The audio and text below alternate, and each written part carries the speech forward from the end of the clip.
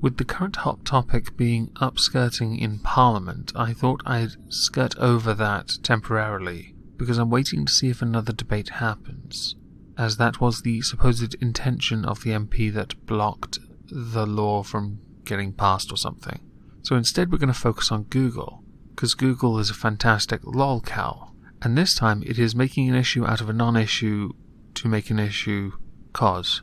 And the issue would center around why people are leaving the country and why they have to be the poor defenseless ethnic minorities that are barely represented within the company to begin with. So, Google released its annual diversity report today, which we will get to momentarily, and among the data is a new section detailing attrition rates. That is, how often employees leave the company, and it points to a key problem that Google has in creating a more diverse and representative workforce.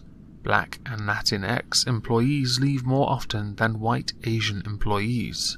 I don't suppose your diversity report indicates as to why those people left, because I'm sure each individual case had its own unique reasoning, whether it be because they just weren't good enough, or because they intended to work somewhere else where they were treated fairly. Google hardly has the best reputation after all. That's particularly problematic because black employees make up just 2.5% of Google's US workforce, and Latinx employees are just a point higher at 3.6%. For comparison, the US Census Bureau says these groups make up 13.3% and 17.8% of the overall population. This is a false equivalence. Pure and simple. You cannot say any one company must now hire according to the population of an entire country. That is beyond retarded. A company hires the best people for the job. That is it. Race should never be a factor. It really shouldn't. It is so pointless.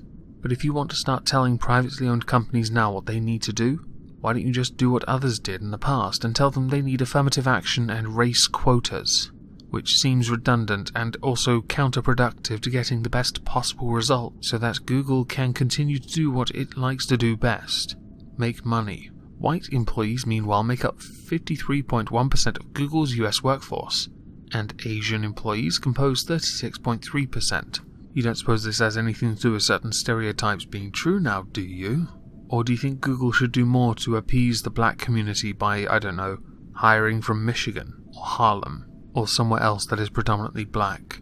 I don't know any of them. Why not East London? Google says these disproportionate attrition rates have hurt its ability to make gains in representation. What this tells me is that Google actively discriminates in the hiring process to deal with the ability to make gains in representation. Congratulations. We're working hard to better understand what drives higher attrition and taking focused measures to improve it, writes Danielle Brown, Google's Chief Diversion and Inclusion Officer. Google says, and this is going to sound incredibly obvious, it figured out that feeling included and associated with low attrition, so it's working to make the company feel more inclusive and to improve the visibility and development of people of color within the company. Do you remember that memo? The memo that has since been proven to be completely factually correct? The memo that basically makes you look like even bigger dickheads than you could possibly be?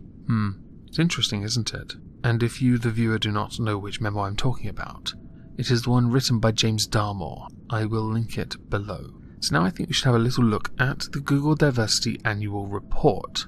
We could, of course, go through each individual category, but I think most of it's fairly basic.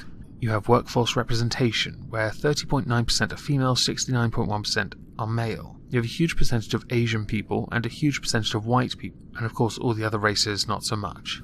You have leadership, where 74.5% are male, 25.5% female. Given time, I'm sure that will be changed to a compulsory 51-49 in favour of women. In hires, you have 31.2% female, 68.8% male, with white and Asian dominating again. As we scroll down to attrition index, the attrition rate by gender, 94 female, 103 men, which is quite close. And then you have it by race. To be honest, this is actually quite high. If the overall US attrition is 100, and you have at least 4 different groups surpassing it, then you are making a big issue. But then I know where the issue is coming from. It's because you've taken this and then decided to shift the goalpost from population to representation, because the overall representation being lower even though the attrition is high means you should just complain overall rather than the individual problem. If any of that makes sense, please let me know. Based on employee surveys, we have learned that feeling included is associated with lower attrition for all employees, especially people of colour. So we are accelerating efforts to ensure all Googlers, and in particular those from underrepresented groups, experience Google as an inclusive workforce, basically guilting everyone else down to your level. But if I were you, I'd take the smarter route. The smarter route would be to scrub race from it entirely, because all this does is highlight the fact that people are of different races and they don't feel comfortable because there are people of other races around them, which is both stupid, retarded, and beyond retarded at the same time. I know that's 3 special words, but honestly. The point is, it has been proven many times that people of different races separate and go and surround themselves with people they feel more comfortable with. Race is somehow one of those things that people like to separate themselves by. But if you want a truly inclusive workforce, you scrub race from it to begin with, which is the sensible thing to do. If you want equal representation by population of an entire country, you are going to have to start firing and or excluding Asian and white people. Or to be actually accurate, you'd have to exclude Asian people and hire more white people, which I don't think would make Google look at all very good. And it could also impact negatively on Google's productivity, which I think is something you would hold in somewhat high esteem or regard. Put simply, to improve workforce representation, we must focus not only on hiring, but also on developing, progressing, and retaining members of underrepresented employees and creating an inclusive culture. So what, giving them monetary incentive? Safe spaces perhaps, that are racially exclusive so that they can feel safe away from all the other dratted racial groups that are so damn oppressive? Because skin tone matters, everyone. There is only one race that matters. It's my race. The Cthulhu-Kin race. All this feels racist. All of it. It all feels racist. Now, maybe I'm just perceiving it inaccurately. But when you start to make all these issues and then derive race as a problem from it, or create it to make a problem out of it because of race, especially when what you should be doing is surely encouraging people from those particular backgrounds that are underrepresented to simply apply themselves in the field that you would find desirable, which is of course one of the major problems to begin with. It seems wrong. Perhaps I'm wrong in this. I'm always happy to be proven wrong though, of course. Now I have linked this, Dalmore's memo, the article, all that in the description. If you're at all interested in reading this, by all means do so.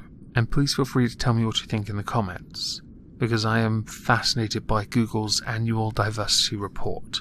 It is a waste of money. And while I totally respect the fact that there are some employees that feel uncomfortable, I think more needs to be done to address the fact that they feel uncomfortable because of race than anything. Because they themselves are the ones that are creating the initial problem that separates everyone else by race, so that they themselves then have a problem as to why they feel uncomfortable in the workforce to begin with. Google should not be bending over backwards to accommodate for people who are looking for a problem like that, when this is utterly trivial in a workforce that is supposedly so progressive and full of incredibly talented people. Race should never play a part.